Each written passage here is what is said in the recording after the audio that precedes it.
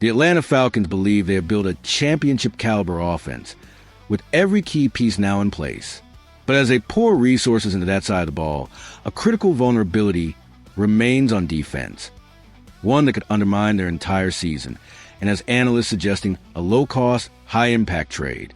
The team has invested heavily in its defensive front, adding 6 new players over 2 years, including 2025 first-round picks Jalen Walker and James Pierce Jr., but they are betting almost entirely on youth and potential, a risky strategy amplified by the departure of veteran leader Grady Jarrett. This leaves a significant void in experience and proven production, especially when it comes to stopping the run. This is where a savvy, last-minute trade could pay massive dividends. Jordan O'Malley of AOL has suggested a move that makes perfect sense, acquiring veteran defensive lineman Shelby Harris from the Cleveland Browns. Harris isn't a star, but he's a reliable veteran run stuffer, which is exactly what Atlanta is missing in the middle, O'Malley wrote. Harris would immediately slot in and bring toughness and leadership to a defensive line in need of both.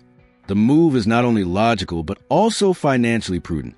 Harris, an 11-year veteran with 27.5 career sacks, is on an extremely affordable contract, set to make just $1.255 million in 2025. With the Falcons holding just under $5 million in cap space, they can easily absorb his salary without issue. It's a low-risk move to address a glaring need. That need is more critical than surface-level stats suggest.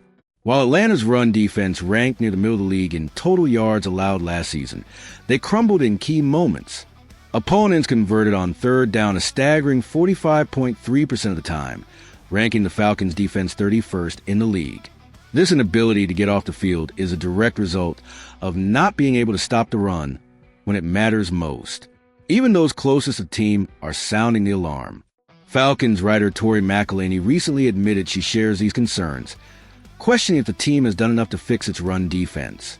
To be frank, this is a question I have myself, she wrote, pointing to the uncertainty surrounding players like Latrell Bumpus and Zach Harrison, and how quickly the rookie edge rushers can make an impact. She acknowledged having a number of questions about the defensive line as a whole.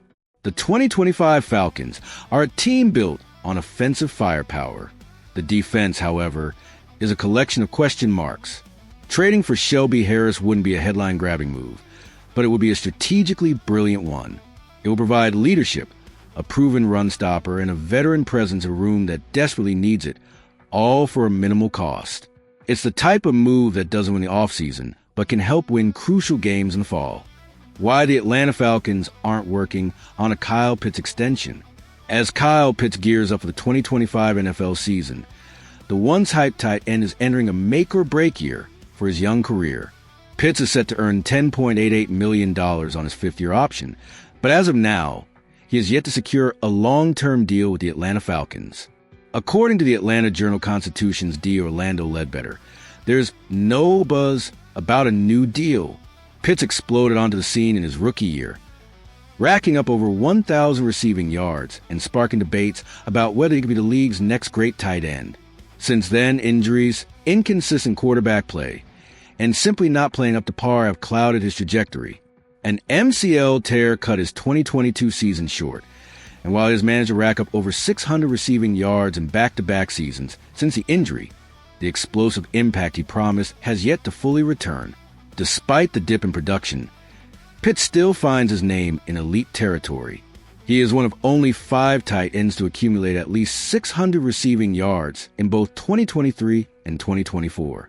Much of that productivity came while he was still recovering, and now, heading into this upcoming season, he has a chance to reassert himself as one of the most talented tight ends in the NFL.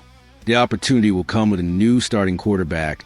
Michael Penix Jr. Penix is set to start in just his second year, and after showing flashes late in 2024, there's hope that Pitts can finally return to form with a better QB.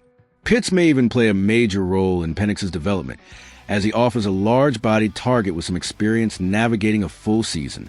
With a more modern offense under offensive coordinator Zach Robinson and a younger QB with higher upside, 2025 looks like a promising season for Pitts to return to form.